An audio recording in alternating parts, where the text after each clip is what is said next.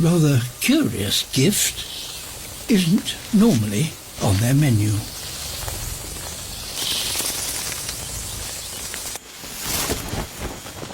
The hole in this tree trunk will provide vital protection. Just what she wants. Now her partner brings her a beakful of mud, and she begins to seal herself in. She has turned the tree hole into a predator-proof fortress.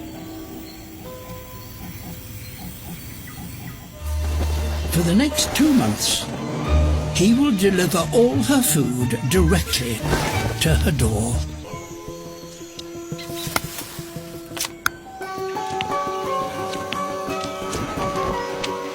The food he has brought has enabled her to produce 2 precious eggs.